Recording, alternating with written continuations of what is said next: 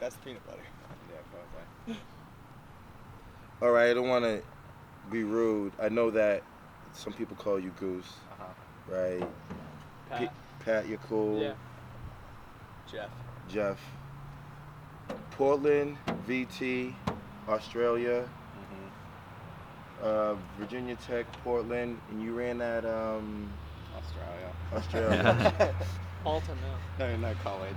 And now, everyone resides? You guys live together, or? Yeah, so we live together, and he Yeah. crashes in our basement when he's out in the U.S., so he's got a free place to stay with us. So. Where's that? Where do you guys stay? So we actually just moved into a house about 400 meters from Drew's house in Boulder, Colorado. And it's feels a lot like college. It's really cool. So you guys get to crush miles together. Yeah, we're always, we meet up every day. Makes doubles easy. All right, where you wanna go? 1, 2, 3. We are live, Bay State running. We are here with the Tinman Elite Crew, some of the best runners here in the world. We are very grateful to have them here at the Adrian Martinez Classic 2019. Go across the board. First man up, we have your name? Goose, Jordan Gusman. Patrick Joseph. Jeff Thies.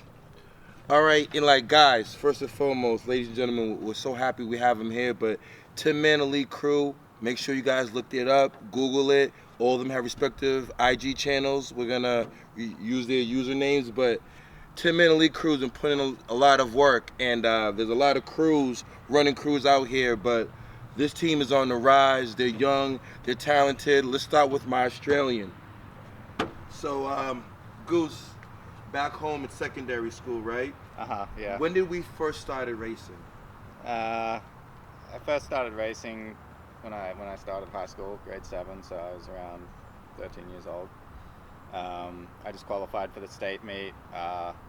I matured a little bit earlier than some of the other young kids, I guess. I was about this tall and a little bit heavier, actually, at that age, so I managed to win my state championships. And then the next couple of years, I ended up going backwards further and further as the kids developed and caught up to me.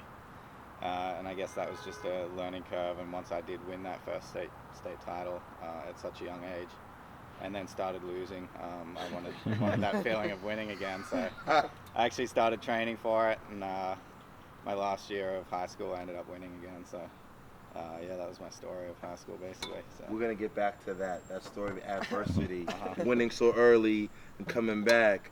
Next man up, Pat, Virginia Tech. Yeah, man. Hokies in the house. That's right. I know you high school kids pay attention to Loudon Valley and what they did and how they crushed it, but this is one of the pioneers. Before the Hunters, P. Doherty was the man putting it down on the national level. So, Pat, let's talk about the journey, Virginia, VT. Yeah. When did you start running? I started running freshman year of high school, was like cross country. That was the first time. And I didn't like it. It was hard. It was like I was a lacrosse player. I didn't want to run far. But I started because my brother and my that coach at the time, his son ran, and they would challenge me, and I'm just like super competitive, so I wasn't gonna let them talk crap to me.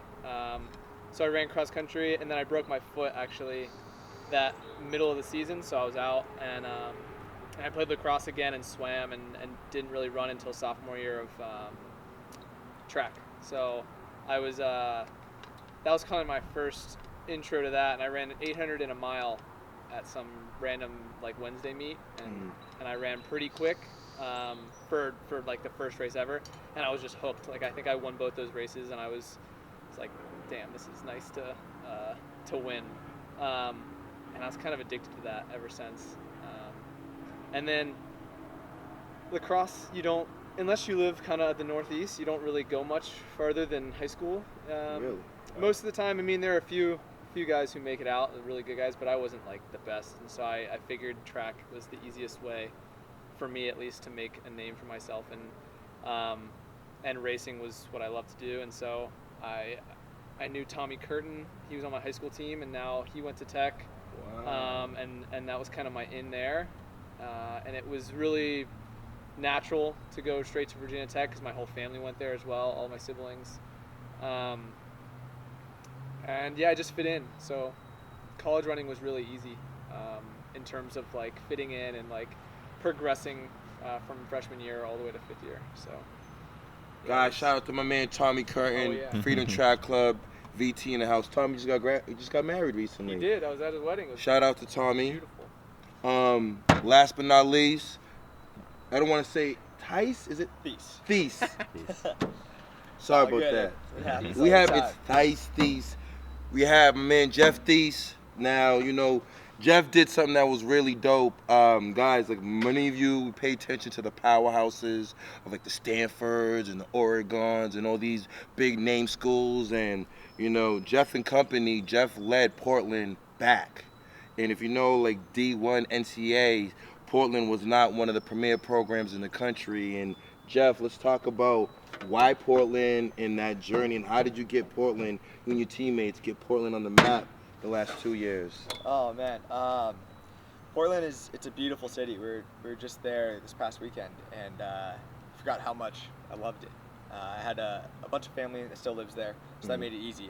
I've been traveling from Southern California up there for Thanksgivings growing up, and it was just kind of it felt easy at the time. It was the best school that was looking at me and offered me a spot on the team. That they'd been top 10 a few times when I was in high school, and then actually my sophomore year we got on the podium for the first time. We got 3rd, but I remember sitting at home in Portland watching that and feeling like, you know, as much as I felt a part of it, I also felt like I wanted to be one of the 7 guys standing on the podium.